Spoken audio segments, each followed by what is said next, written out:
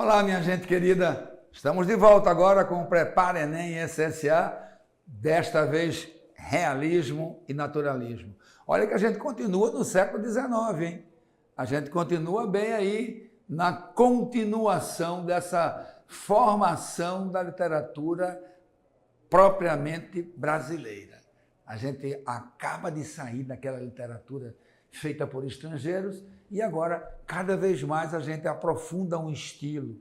A gente, não quero dizer que o realismo não teve influência francesa, a gente não teve que beber na fonte, né, dos autores franceses, ingleses e portugueses. Sim, mas agora a gente tem literatura feita por brasileiros com a consciência de um Brasil, nação independente, que tem sua própria cultura já, porque já estamos há quando?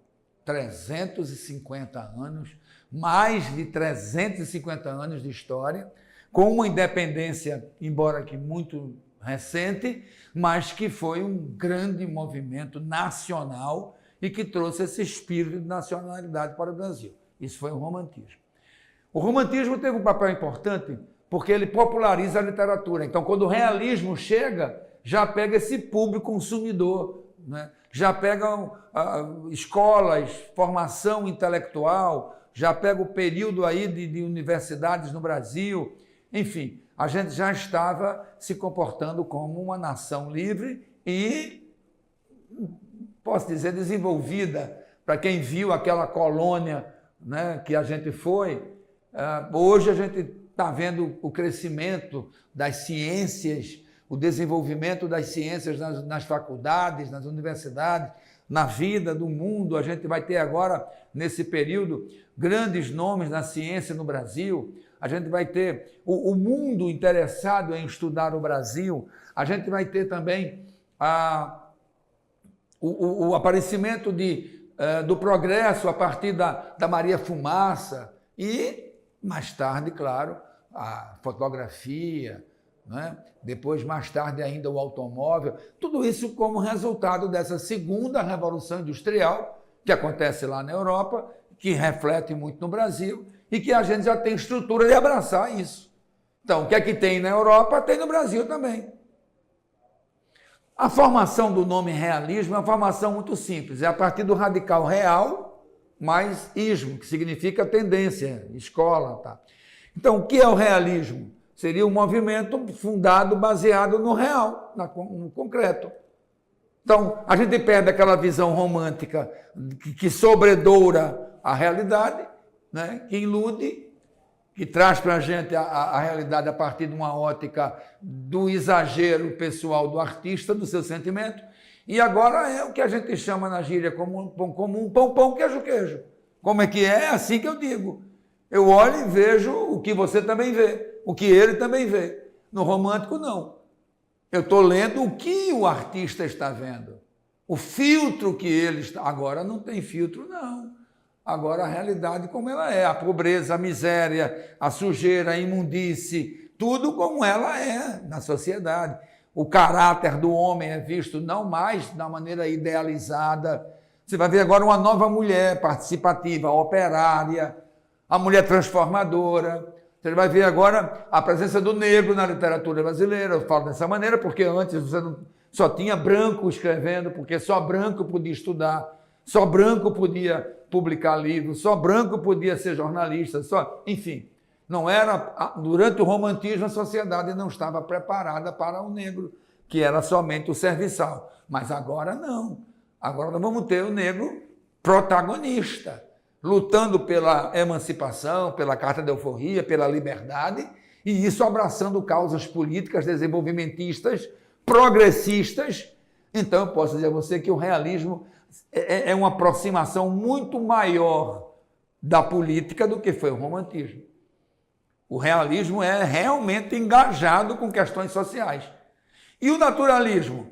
Eu diria assim, é bem pequena a diferença de um para outro, mas o naturalismo é o realismo influenciado pela ciência. O naturalismo, o nome natural, né, que busca a questão da natureza, do natural, Isso tem muito a ver com a ciência, com as ciências da natureza, entendeu? Que você tão bem entende, que você estuda isso para a prova, né? Então, quando você pega um realismo que é fundado no experimentalismo, no positivismo, nas correntes filosóficas científicas, então é naturalismo. Em algum momento você não consegue diferenciar um do outro, porque todos dois são baseados na realidade. A única diferença é que o naturalismo vem com romance de tese. Ele parte de uma tese científica. Por exemplo, o homem é o produto do meio, e aquele romance vai provar isso, que o homem é produto do meio. Um grande exemplo que a gente tem no naturalismo, do romance de tese, é o Cortiço. Personagens que entram no Cortiço, um ambiente degradado, degenerado, distorcido, complicado, de fome, de miséria, de vícios, de maus costumes sociais, de uma patologia social muito grande, e pessoas que entraram nesse espaço aí, né, inocentes, e se transformaram e tomaram o caminho do mal. Quer dizer, o homem é produto do meio. Está provado? Tá. Então, romance de tese naturalista. Tá certo? O realismo, você percebe que ele ainda tem até alguns traços românticos, mas ele é um personagem, por exemplo, em histórias que se parecem mais na realidade. Eu estou acreditando nisso aí, porque eu sei que a realidade é desse jeito. Entenderam? Pronto. Vamos ver isso aí agora na telinha, tela cheia, para a gente ler um pouquinho. Olha aí o primeiro exemplo, um cortiço, olha aí. Um cortiço no Rio de Janeiro, na cidade do Rio de Janeiro. Então, os escravos estavam tendo muita liberdade, muita carta de alforria, estávamos no começo, no início de uma preparação para a libertação total e completa dos escravos. Então, esses homens não foram preparados tecnicamente e profissionalmente. Quando eles deixavam a escravidão, que conseguiam a liberdade, eles iam fazer o quê? Que só foram educados na senzala, que só foram preparados para fazer o serviço da cana, o serviçal. E agora? Não se adequava, não se adaptava à nova sociedade desenvolvida, né, com a tecnologia, a partir da eletricidade, das máquinas. Então, o desemprego foi muito grande, a fome urbana. Como é que esse pessoal se organizava? Em pequenas favelas, chamadas de cortiço. Então, essa habitação popular foi muito comum no Rio de Janeiro e em outras capitais do Brasil também. Aí o começo, então, do que a gente muito tempo chamou de favela no Rio de Janeiro, e hoje chamamos de comunidade, esse crescimento tão grande começa aí. É aí o início de tudo. Então, você vai ver o Morro do Livramento, onde nasceu Machado de Assis, né? Hoje você vai ver uma comunidade imensa, não era como é hoje, claro, mas já se percebia que ali haveria um crescimento do povo pobre, que não tinha espaço lá na cidade grande, lá no centro, então iam buscar os lugares que eles pudessem invadir para poder fazer seus barracos, suas casas. Alguns que conseguiam trabalhar e ter algum dinheiro moravam na cidade e iam habitar num cortiço. Não tinha água encanada, enfim. Gente, era de uma imundice, de uma sujeira muito grande. E aí, tudo isso é narrado. Já existia isso do romantismo? Sim, já existia no romantismo. Mas aí a gente dourava a pílula, a gente botava o filtro e mostrava a mocinha branca, bonita, linda, bem vestida, né? E as escravas felizes ali ao entorno delas. Não era desse jeito, sempre não foi desse jeito. Houve isso, mas não era sempre assim. Agora vai ter uma reorganização social muito voltada para a transformação, né? Para o progresso, para o desenvolvimento. E aí a gente conta com alguns sentimentos revolucionários, tá certo? E como é que é isso aí? É desse jeito que eu estou falando. Eu ia ler e ia ver exatamente aquilo que a sociedade era. É isso que a gente chama de literatura ou romance realista, tá certo? Então, realismo e naturalismo são movimentos literários também da Europa, que surgiram na Europa, a gente importou esses movimentos. Começa na França, com Madame Bovary, do Gustave Flaubert. Já o naturalismo começa lá com Émile Zola, com Thérèse Raquin. A gente está observando por esses dois documentos que estão aí, desses dois quadros, né? a mulher trabalhando, produzindo, não aquela dondoquinha, aquele anjinho inútil, né? Dentro de uma casa cheia de riquezas e um homem produzindo riquezas e ela, a inútil ali dentro. Agora não, agora é a mulher que produz, vai para a pedreira, vai para a mina, que trabalha na fábrica, que é sindicalizada, que é organizada em movimentos sindicais, enfim. Agora você vai ver que a politização é total na literatura, porque a realidade era assim, tá? Então, como eu já disse, naturalismo tem uma tendência científica, o realismo é a observação da realidade, é o estudo do homem, tá? E aí a influência de diversas áreas, como o evolucionismo do Charles Darwin, do positivismo de Augusto Comte, do marxismo, agora surgem os sindicatos, vem a era da indústria, né, da segunda revolução industrial, então Marx entra nessa história aí como sendo o grande teórico socialista da época, tá certo? Então aí, no Brasil, Machado de Assis, o grande nome da literatura brasileira, Machado aí já contava com os seus 40 anos nessa foto, mais ou menos, por aí, um pouco menos, um pouco mais. E em Portugal, Eça de Queiroz.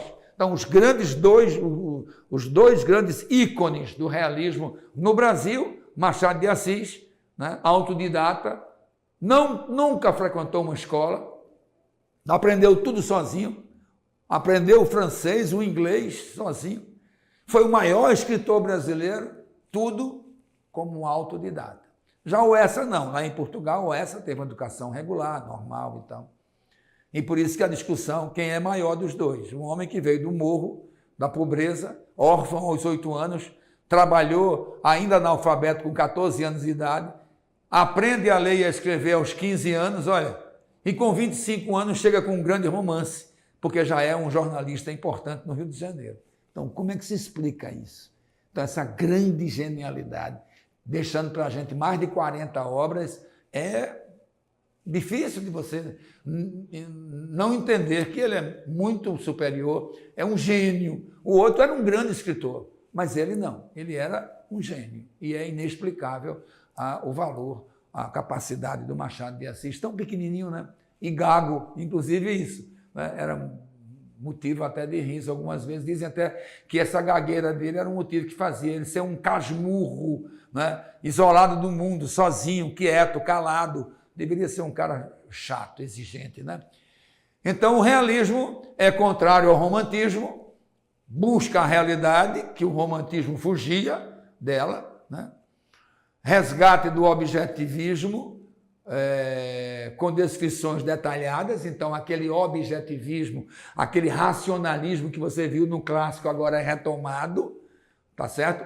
Sugerem a representação fiel da realidade, é como se fosse o escritor realista é um fotógrafo que pega a máquina pura, né, daquela época que não tinha os filtros de hoje, a tecnologia de hoje, e fotografava exatamente a realidade como ela é.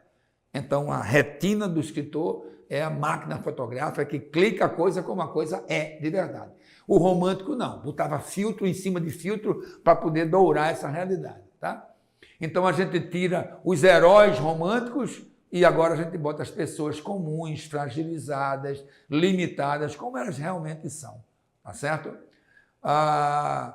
No realismo a gente tem uma linguagem mais direta, a gente tem adjetivos mais realistas, já no naturalismo a gente tem uma linguagem mais simples. Inclusive alguns autores não eram lidos pelo público mais elitizado, mais requintado, porque havia ali palavrões, porque era um retrato dessa sociedade iletrada, dessa sociedade, né, com patologias que os mais ricos não aprovavam, não aceitavam, entendeu? Eu acho que não é difícil entender que você vê isso ainda hoje. Na música, a música do pobre é a música do rico. A maneira de vestir-se do pobre é a maneira de vestir-se do rico.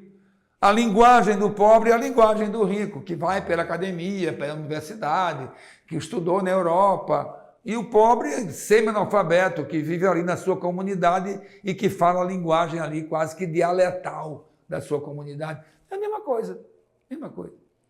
Tá? Então, a gente tem No naturalismo, o ser humano que é mostrado como um animal, ali envolto naquela sujeira do cortiço, né? Comendo mal, se alimentando mal, passando fome, e aí partindo para a marginalidade. Você vai ver aí muito disso, da marginalidade como uma forma de sobrevivência, né? É isso, minha gente. Então, ainda hoje a gente tem esse público leitor que se divide entre eu prefiro a literatura romântica. Você vê isso no cinema. Quando as pessoas preferem diretores que produzem roteiros completamente, né, falsos, mentirosos, né, cheios de filtros, como eu falei. E outros não, que são mais cruéis, são mais realistas. Então, o público ainda hoje é dividido. No cinema, por exemplo, retrata muito bem isso para a gente, tá certo? O realismo, por exemplo, foi muito buscar a vida cotidiana, o dia a dia, as relações humanas, dos interesses, dos casamentos fabricados por interesse. Já o naturalismo descamba para a sensualidade, para o erotismo até, entendeu? Por isso o preconceito das classes privilegiadas e ditas, né, mais elegantes, porque a gente foi buscar no naturalismo as camadas sociais mais baixas, em todos os sentidos, mais baixa economicamente, mais baixa na linguagem, nos costumes, em tudo, né? E a influência dos dois, né, que fomos buscar nas correntes científicas do final do século XIX, tá?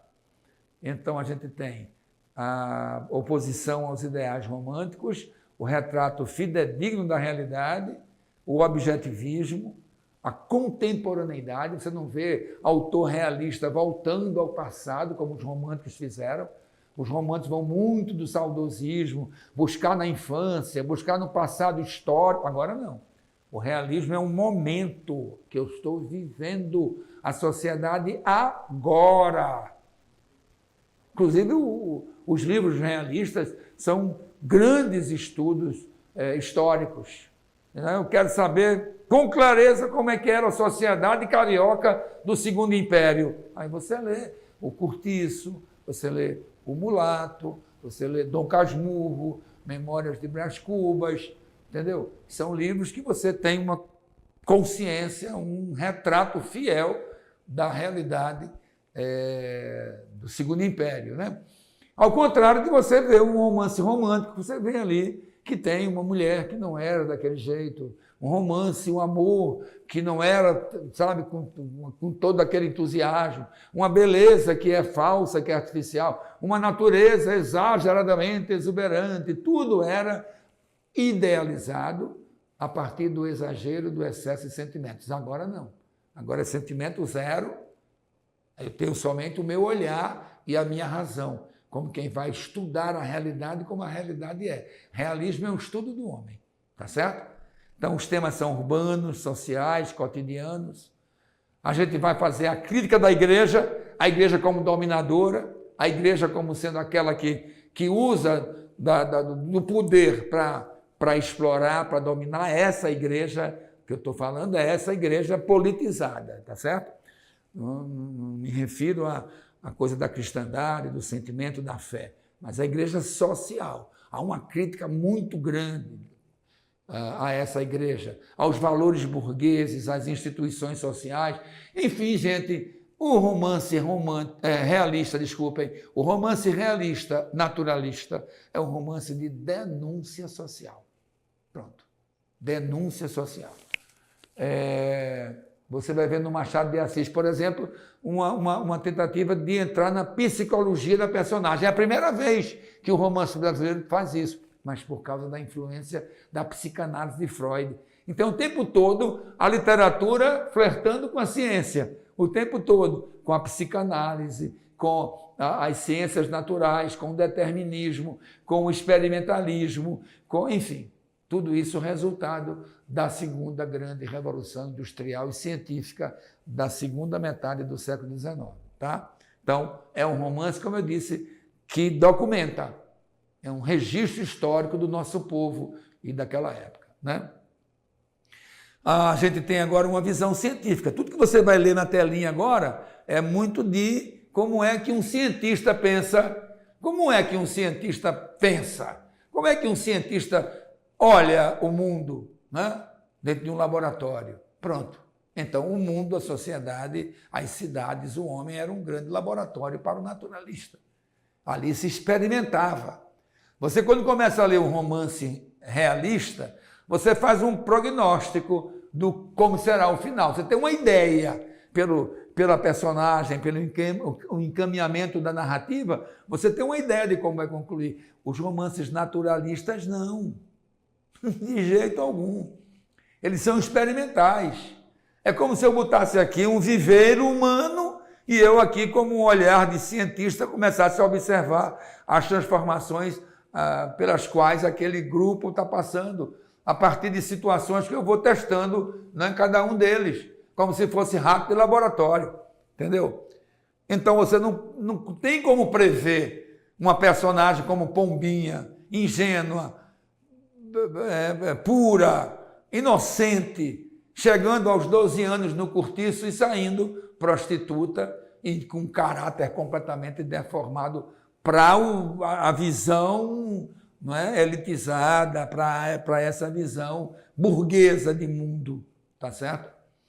Então era sempre assim, tentando fazer a denúncia social. O romance experimental, uma visão mecanicista do homem, mas uma preocupação com as descrições minuciosas. Era um retrato. Na verdade, ele é o escritor realista, no naturalista também, ele é uma espécie de fotógrafo da realidade, enquanto estuda essa realidade. Não se esqueçam disso. É o romance experimental. É a influência do cientificismo, do determinismo, do positivismo, do darwinismo, do marxismo, todos esses ismos aí filosóficos que tinham o centro da atenção todo voltado para a ciência e para o estudo do homem. Tá certo, gente?